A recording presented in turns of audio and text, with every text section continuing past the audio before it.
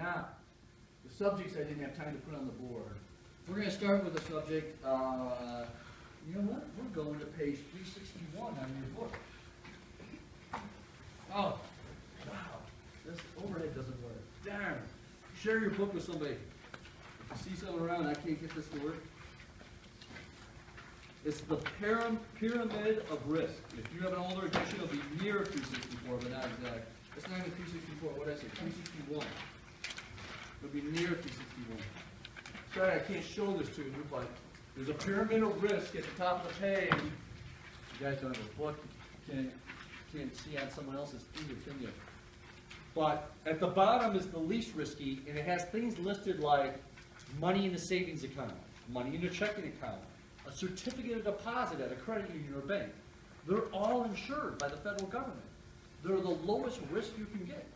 So they're at the bottom of the pyramid. And then as you go up the pyramid, different investments and how much, a little bit more risky, a little bit more risky. And at the very top, level 4 is the most risk type investments, which are things like commodities, buying like gold, silver, what's the one that's famous in that movie? Pig. Nobody knows what I'm talking about. Trading places. Anyway, those are commodities. They're considered really risky. Or orange juice, season, whatever. Speculative stocks, options, and other high-risk investments. They're at the highest risk. Mutual funds are on there. U.S. securities like Treasury bonds and Treasury bills. This is when it comes to risk on an investment, just like time. Remember in the CDs last week I said a certificate of deposit. You walk into the bank. The longer you're willing to commit your money to let them use it, the higher interest rate you should expect, and they'll pay you. Here, I'm going a 12-month CD. Here you go, 2.1%. Now let's make it a 24-month CD, 2.3%. They're paying you a little more for investing in the certificate of deposit at the bank or credit union for more time. The risk on that pyramid, the higher the risk, the more return or higher amount you should expect to earn on that investment for taking the risk, just like time. The lower the risk, the less you should expect to earn on it, just like time. Lower the time. Everybody get that relationship? So now, I'm going to give you the secret. I call it the secret. This is the number one thing I learned when I was in college that I thought this was like a blessing. It says asset allocation there, but we used to always call it diversification. Man, if there's any word that I need you to stick in your mind and not lose, it's diversification, diversification, diversification. And what it means is, don't put all your eggs in one basket. Don't invest in just jalopy or whatever the name of that company is. Right? Don't look, I got my emergency fund, I got this extra $3,000, I want to invest it. Don't buy just one stock. Spread the investment over several stocks. And you want to go after that high return, but you want to take the least risk possible to get it. And diversification, spreading the money over several investments, allows you to still go after the higher returns and lower the risk. It lowers the risk that way. And as one stock has this torpedo rocket takeoff that's in the portfolio of stocks, and another one starts to go down, they offset each other, and yet you're still okay, and then you'll have the other ones take off, and you're making good money, but you lowered your risk. That's why a lot of people love mutual funds, because when you go into a mutual fund, you're already investing for a money manager to manage a basket of investments as part of the mutual fund. A mutual fund is already diversified in that it's in several different companies. Now we're going to get to a whole chapter on mutual funds. I'm going to show you a bunch of them and show you the name of the companies and how easy it is to find which companies those mutual fund managers are investing in. And you'll say, oh, I like this one because look at the companies this mutual fund's going into. Then that's the mutual fund you might pick. I was such a big believer in diversification. My thing was not only getting mutual funds, but getting different types of mutual funds and different types of investments like art and real estate and other things, so that as one's having trouble, the other one offsets it, and I lower my risk. It's full diversification. It's the key to going after higher returns and lower the risk. It is the key. And it's always been. Since as far back as I can remember, this was the key to lowering the risk. Before even mutual funds existed. They've only been around for like the 70s or 80s, I think. I don't remember the first mutual fund even. So that's a big lesson, is asset allocation, which is sometimes also called diversification. Now, U.S. Treasuries. If any finance majors, they'll tell you, in finance, it used to always be called, this is what we call risk-free. Don't get me wrong. In reality, it's not risk-free anymore.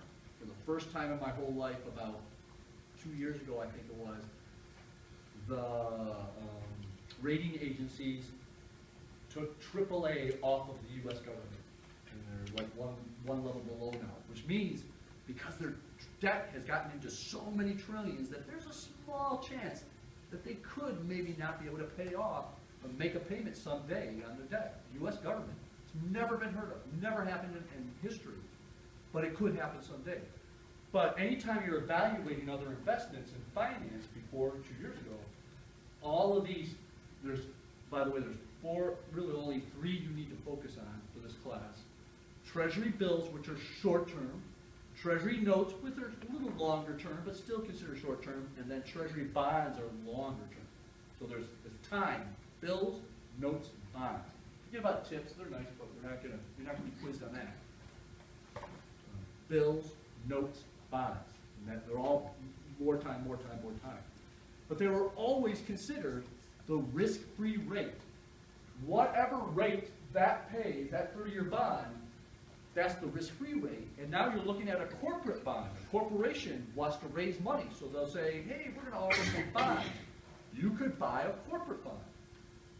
But you're going to say, well, how much over the risk-free rate am I going to make? Because is it worth it? Because you are not insured by buying a corporate bond. General Motors bond, we're trying to raise money. If you buy a General Motors bond, the insurance is you'll get your money back and you'll get the interest as long as General Motors doesn't go bankrupt. That's the insurance. So that's what you're betting on. With U.S. government, you'll get your money back, you'll get your interest as long as the U.S. government doesn't go bankrupt. And the odds of that are so slim in our lifetime. Someday, if they keep borrowing, if our government keeps borrowing the way it's borrowing, they have no choice but to eventually default, because you just can't keep increasing debt that much. Or all our taxes will get raised hugely. We'll all be in 70% tax bracket instead of whatever. So, so you should expect a premium to invest in General Motors bonds, or I'm going to invest in Consumer Powers bonds, or whatever the corporate bond is. You should expect a premium over the risk-free rate because you're taking a real risk. So that's why these agencies rate different bonds. I don't remember which one I posted on Blackboard. Did anybody print the one on Blackboard or open it? Which ratings chart I posted? Yeah, I can't remember. I opened 2 of them because I couldn't remember which one it was. Maybe it's this one. Here's this one. Here are the different ratings at Moody's. There's different rating agencies that rate bonds. And here's Moody's. AAA. That would be the highest rating. In history, usually back between 1970 and 2001, 0% companies who got a rating of AAA ever defaulted on the bond. Meaning nobody ever lost their money with a AAA rated company between those years. And you can tell how old this rating chart is. AA, only 0.02%, 0.02% have ever defaulted. They're considered very high quality. And then you got A, BAA, BA, and then you get right here at B downs, triple CAA, CA, and C. They're called junk bonds because there's a risk that you could lose your money. If that company goes bankrupt that you're investing in, you don't get your money back. Those bonds will default. And you don't even get the interest you thought you were going to get, however much time's left on the bond. And that's why junk bonds are always much higher rates of return. And you said, oh man, do I want to make 12% on my money? You may look at a junk bond. Usually they're about $1,000, right around $1,000 for a bond. But you could lose the 1,000 plus all the interest, because this bond, maybe 30 years. But that company could claim bankruptcy any time in those 30 years, and you've lost your money. In Business 101, one of the things you learn is the order in which companies must pay back investors if they have money left over, if they go bankrupt, is in this order. Bonds get paid first. Preferred stock next, if there's money left over. And then if there's any money left over, common stock shareholders. All those shares you're buying in your Investopedia, that's common shares. There's preferred shares, and then there's bonds. Bonds are the first ones to get their money if a company does go bankrupt. And your bond mutual funds will probably have a company go bankrupt in them. And it will hurt the mutual fund a little bit, but the mutual fund's so diversified in so many, maybe 50 different companies' bonds, that just one company going bankrupt is not going to have this huge effect on the overall mutual fund. And that's why diversification is so good, because it limits the risk you're taking. Everybody get this? All right, so now go back to U.S. Treasuries. Let's talk. Oh, hey, hang on. Here we go. Let's go back to note bills. They're usually 4 to 13 to 26 weeks to maturity. You got choices. And how do you invest in those? I forgot to open up the page. There's a student there, but I remember it. It's U.S. Treasury. No, not U.S. Treasury Direct. Gov. You see? There you go. This has only been around for the last 5 or 10 years. I can't remember how many, but before this, I had to go to a brokerage or a bank or somebody to try to buy bonds and maybe pay a fee or something like that. You now can buy directly from the U.S. government. You don't have to go through a brokerage. You don't have to go through a bank or a credit union. This page right here, you set up a username and password, you register, and you're on. And you can buy any of these. Here's individual options. Let me go down here to individual. Treasury bills, treasury notes. There's the tips, the inflation protected ones. Treasury bonds. These three, forget tips for a second, these three are the ones you could be quizzed on and you may want to look at, but you can see exactly what's involved in buying it, how much you need, how many you can buy, what the going rate is right now on them. And it's a great way to start investing in. This is no risk. These are backed by the U.S. government. They're bonds. The U.S. government is borrowing money from you, and they're willing to pay you to borrow that money. If you could start out as short term, go ahead. If you now want to go longer term, then we would go to the notes. Let me get here. The notes would be more like 2 years, 3 years, 5 years, or 10 years. They're the middle time frames. Do you think these notes would pay lower or higher interest than the bills? Higher because more time. Not more risk, but more time. Because the U.S. government is risk-free. They call that risk-free. Unless the U.S. government is going to go bankrupt. That's crazy. Good. And then bonds. This is usually more than 20 years. 30 years of the common law. I don't even know if they offer anything between 20 and 30. And 30-year bonds, you expect a much higher rate. Now last week, I gave you a little insight of what's going on in our economy. Does anybody remember what I did? Dave does, but he's not listening. What did I do last week? I mentioned inverted treasury bonds. Logic says, where is that? Where did I put them? Where are those? Where is my invert file? Darn. No, where did I put it? Here? Treasury yields. Here we go. That you look at a year like, we're 16, right? 16 in here? I don't. Let's look at 17. Okay. See all these? I gotta try to make it so you can see the whole thing now. Ah, don't do that. What did I just do? I lost my pointer. There it is. I'm in trouble. You ready? Here, you still can't see it. Oh, I see. Okay. Here, the U.S. government publishes the rates on all these different bills. In 2017, 1 month, 2 month, 3 month, these are your Treasury bills, here's your notes, here's your bonds. All right, here's the rates, and look at the rates. If you go with a 1 month, you're going to earn 0.5% back in January of 2017. Look at the 3 month is almost the same. 6 month, a little more interest. 1 year. Now don't forget, this is the yearly rate that you would convert then. You get 1 month of the yearly rate. So if you have $1,000 in there, you multiply it times, that's 0.5%. That's 0.0052. That would be a whole year. Then divide it by 12. That's how much money you would make in 1 month back in January of 2017. But notice the longer you commit your money, the higher the rate. Everybody see that? Well, 3% on a 30 year, because you're committing your money for 30 years unless you sell the bond in the open market for somebody who wants to buy it. But basically, that's the longer the rate. Over here to the right, I looked at each one of these, and I said, if the rate for this year is lower than the previous year, that's called inverted. Because the longer the time, you expect a higher rate. You shouldn't expect a lower rate. And inverts take place is usually like a leading indicator that we may have some economic troubles or market troubles in our future. So I went back and looked at right before the financial crash, and sure enough, there's some inverting taking place. And I said, well, what's happening last year? So you look at 2018. Here's all the rates. Let me get to over here. Look at, no problem. Nothing's inverting. Nothing's inverting. Oh my, nothing's inverting.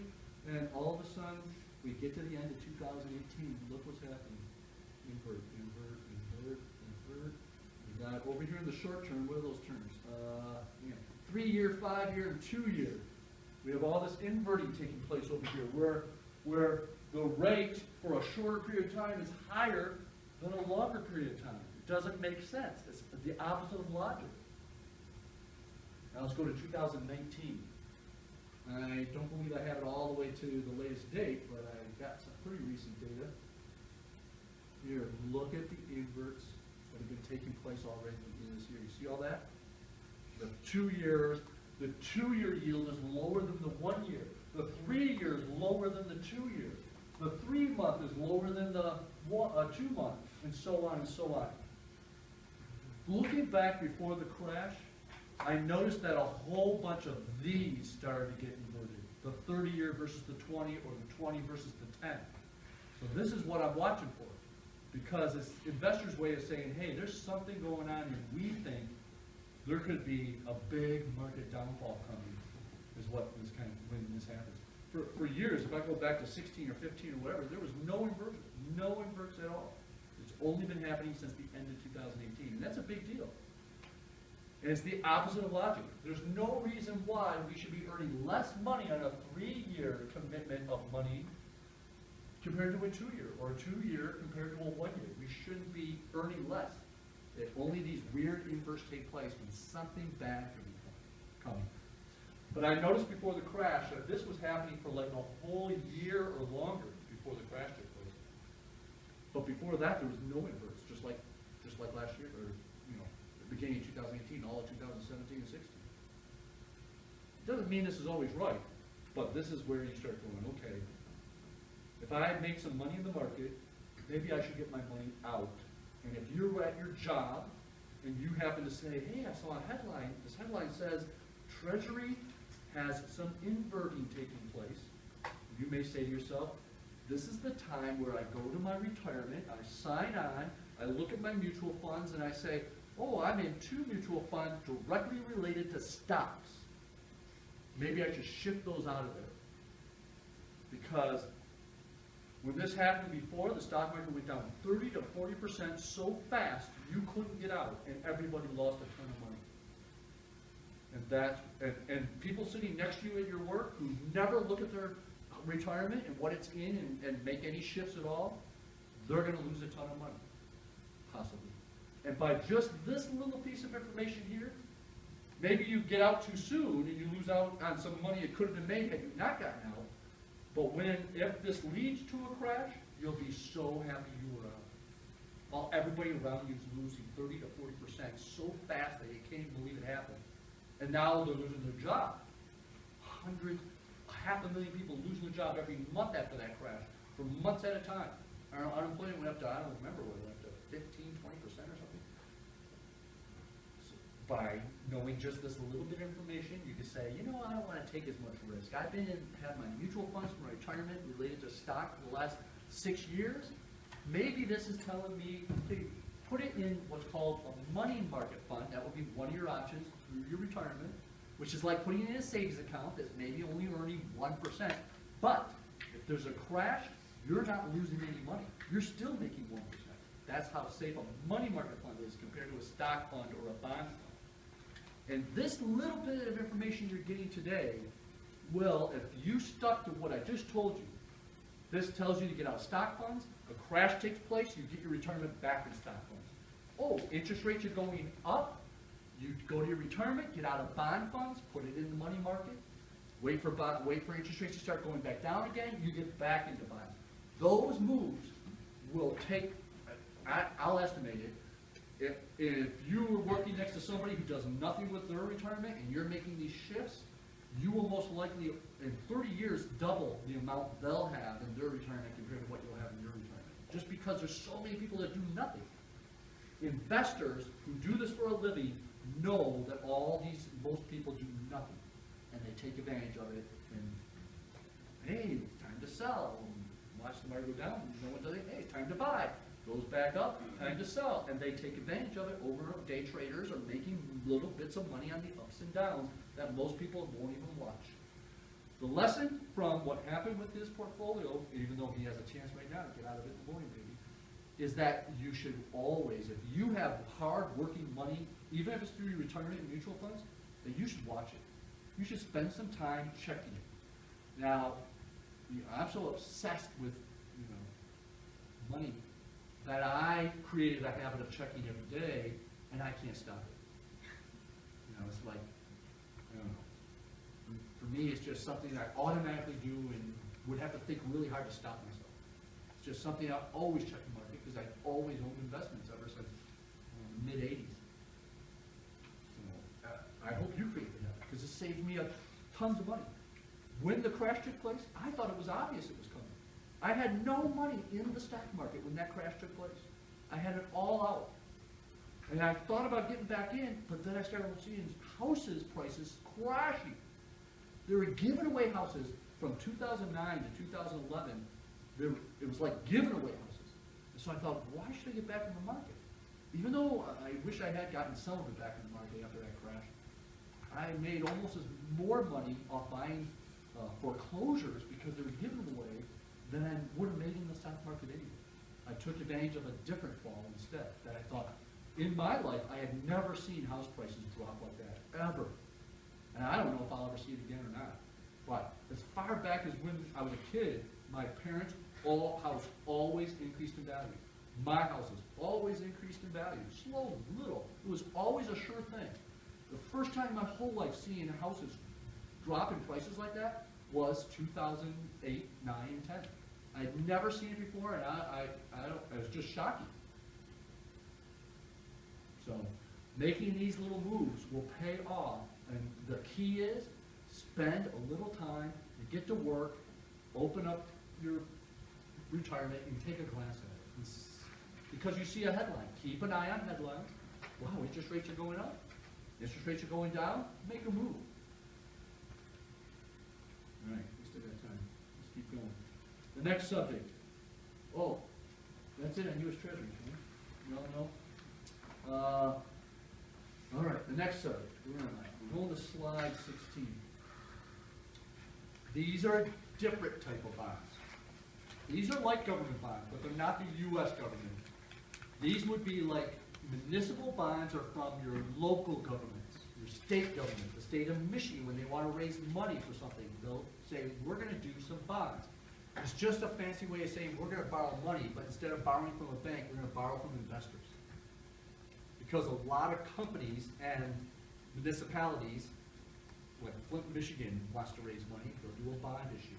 It's less expensive for them to do bonds to borrow money than to go to a bank or a credit union or whoever they do their banking with to borrow the money. It's usually less expensive for them. And there's options involved when you do bonds compared to a bank. So that's why these come up. What's nice about municipal bonds, and in your retirement, out of the 15 choices, there is going to be one that says municipal bond, mutual fund. The money manager focuses on having that mutual fund in a whole bunch of state and local government bonds. And that mutual fund, any money you make in it is tax-free. And that's why some investors love municipal bonds. No taxes. So, what's hard is, though, hey, look at this municipal bond. Sorry, munis. It's offering, if I buy this bond, it's going to pay 5%. But look at this corporate bond. IBM is offering bonds right now. They're going to pay, hang on, I got to think about this, 5.5%. I want the 5.5%, don't I? This is where investors make one of their first mistakes. They don't realize this, they got to pay taxes on. So really, it's not 5.5% if you're comparing it to this, because this is tax-free. These actually could be equal, or even this could be better when you take taxes into consideration. Now, this is the hardest part of this chapter, is this right here. So, I wrote it out 2 different ways, right? This one is if you're converting a tax-free rate to see what its taxable equivalent would be if you had to pay taxes on it. Because when you compare a municipal bond to a corporate bond, you want to be able to compare apples to apples. So you either got to convert the corporate bond to its tax-free equivalent if you didn't have to pay taxes, or you got to convert the tax-free bond to its taxable equivalent as if you did have to pay taxes. Then you compare to the other bond. But one has to be converted. Now I want to make sure and say something right now because this happens every semester. Yes, you will have a question on your quiz or final exam that says, you're thinking about buying this municipal bond or this corporate bond. They pay this interest rate. Which one would be the better investment? Don't convert both. To compare apples to apples, you either convert the municipal to see what its taxable equivalent rate would be, then compare, or you take the corporate bond, convert it to its tax-free rate, then compare. One converted or the other, but not both, because you're no longer comparing apples to apples, you just switch both. You want to convert one or the other so you can compare apples to apples. So I'll do this one right here with this formula. This formula is one way. This is if you want to convert a tax exempt at the top there, like this is 5% in decimal form, divided by 1 minus what's called the marginal tax rate. What will be the tax rate on the next dollar you earn if you were to make money on this investment? So, you know how all of us have to pay like 10% tax on a certain amount of earnings, and then we got to pay whatever the next tax rate is, 15%, and then we got to pay like 18 or 20%. Where is your last dollar? Now, if you make money on this investment that you're about to make a decision on, it's going to be taxed at the rate you're at with the last dollar you're going to make. Let's say it's 22%. So this is 1 minus 0.22. You divide that into the rate of the tax-free bond, and you'll be able to convert it to what it would be if it were taxable, if you had to pay taxes on it. But you don't.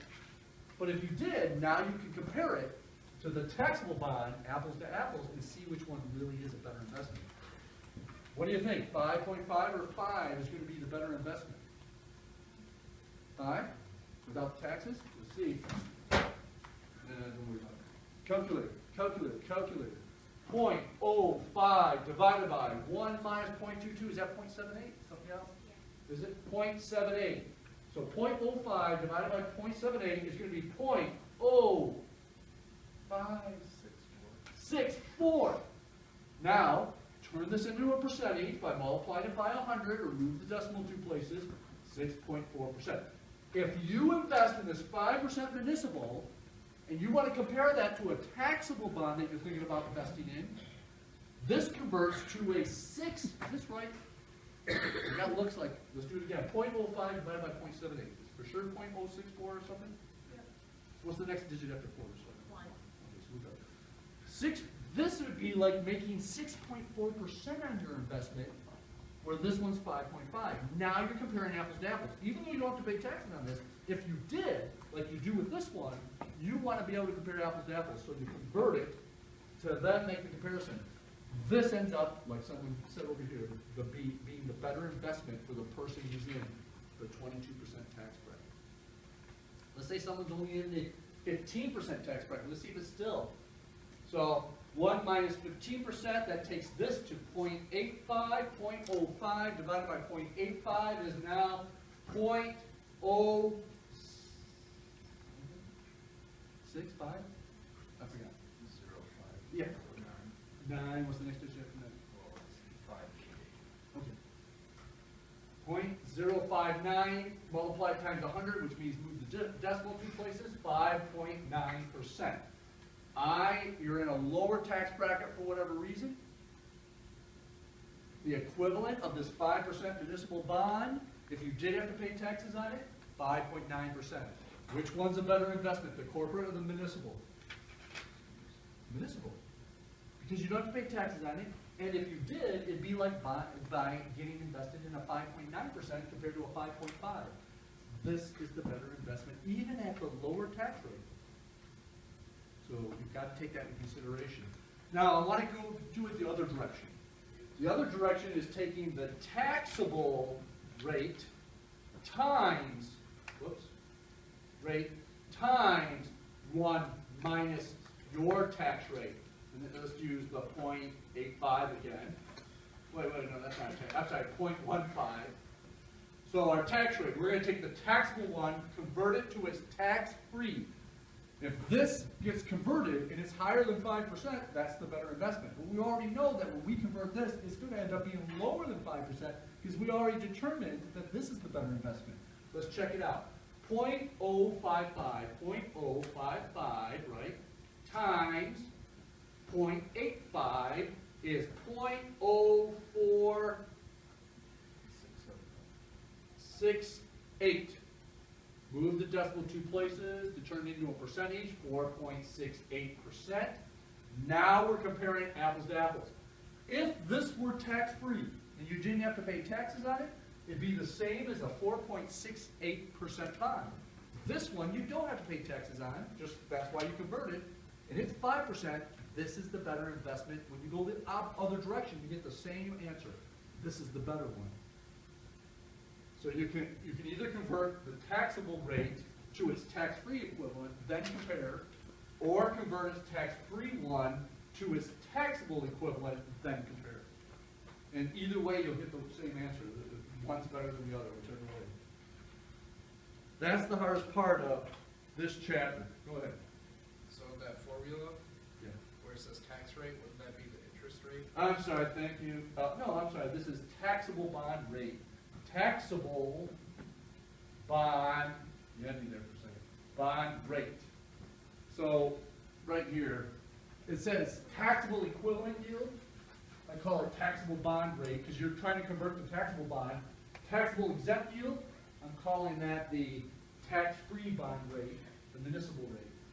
So municipal divided by 1 minus the tax will get you to a taxable equivalent. Or take the tax bond rate, taxable bond rate, multiply times 1 minus the tax rate, and that takes you to the tax exempt equivalent. You convert one or the other so you can compare apples to apples. All right. Next on our list, municipal bonds, tax equivalent. Here we go. Corporate bonds. This is what we've been talking about right here. Corporate bond is taxable. The word face value. Every bond has a number on it called face value. In almost every bond I've ever seen, the face value's been $1,000. And usually, when the bonds are first become available for sale, like a company says, man, we don't want to use this bank, we need to raise $1 million because we want to buy this machine which will allow us to produce a lot faster and a lot more items. But we need $1 million, and we don't want to borrow from the bank because they're trying to charge us fees and too high of interest. We want to issue bonds. They call a big brokerage. Morgan Stanley, we want to do bonds. Will you help us? Morgan Stanley says, all right, we're going to come and evaluate your company, get a rating agency to rate it based on this evaluation. Once we get it rated, we're gonna figure out how, what interest rate would make this bond interesting to investors so that we can sell them quickly and raise that money for you. So it's all about what's the interest rate. What are corporations offering in interest to its investors for companies just like yours? Your company, wow, your company is a, hang on a minute, let me go to my ratings. Your company is a AAA rated company is what we just found out from the agencies after giving them the information. It's AAA. All the other AAAs that are issuing bonds right now and attracting investors are at 5.5%. So this is the financial institution that's helping the company. We think your bond should go for about 5.5% if you'd like to get investors quickly. The company says, well, that's less than the bank was going to charge us. Let's do it. We'll pay 5.5% because the bank was going to charge us 7% interest. 5.5 sounds good. Those bonds sell out fast. And those are 30-year bonds, and they have a face value on it. And that face value says 1,000. Now, you bought one of these bonds. You can sell it anytime you want in the open market. Odds are, though, you're not going to get $1,000 for it. If you need this money, because this bond doesn't mature, let's say, for 20 years. And not a lot of people want to hold that for 20 years. That something comes up and they go, I really would like to have this money. And they try to sell it on the bond market. Do a search. There's Yahoo has their own bond market. There's all kinds of bond markets out there where you can buy, I call them used bonds. They've been owned already. Now, here's the deal.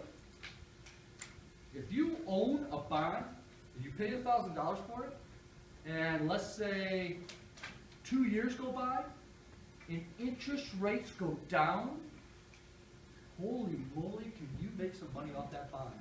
Because now AAA companies issuing new bonds can't get, because interest rates went down, they don't have to offer their bonds at 5.5%. They are offering their bonds at, no, in fact, let's just go to 5%. So everybody wants your bond because you got your bond, it's paying 5.5%. Now remember, these percentages are what the bond pays to whoever owns it, and they pay it not once a year. This is the amount per year, but they break it up at every 6 months. And they pay that percent based on that face value. So for the whole 20 years, no matter what somebody paid for this bond, if the original owner sold it, that person's getting 5.5% of 1,000, which is $55 every year for 20 years. Whoever owns it, it's been owned by 4 different people over the 20 years. They've always got half of $55 every 6 months. Okay? But interest rates went down. And if somebody says, I want a AAA corporate bond, and they buy a brand new one, they're only going to get $50. So you know what? They want yours. Because they can get 55. If you want to sell yours, don't just ask for 1,000. Because they can get that extra, whoever's going to buy it knows they can get that extra $5, they're willing to pay more than $1,000 for your bond. And you can get a premium for it. And that's where knowing how interest rates going down and up affects bonds, and that's why you would shift your retirement from bond mutual funds in or out based on where you think interest rates are going to go. If interest rates are truly going down, you want to keep your retirement in the bond mutual funds that are part of your options for your retirement. If interest rates start to go up, and you see more of it's coming, you want to shift your retirement out of those bond mutual funds and just go click, click, and now you're in either stock mutual funds or you're in what's called a money market fund, which is like a savings account, which means you're just making a little bit of money, but you're not going to lose any money if the market crashes. Because the manager of that mutual fund for bonds, when interest rates are going down, that he or she is buying and selling bonds and making premiums off them because interest rates are going down, and that's why the bond mutual funds do really well. But when interest rates are going up, that bond mutual fund has to buy and sell bonds but they're not getting the full 1,000 when they go to sell because those bonds are not as interesting to investors because they can make more money off a new bond because interest rates are going up. That's why the mutual funds, bond mutual funds don't do that well. All right, where's my sign-in sheet? Forgot. Hang on, I gotta take 10. I will. The sheet's up here. Oh, I did send one around? Thank you. All right. I will see everybody in 2 days. We'll pick up from there.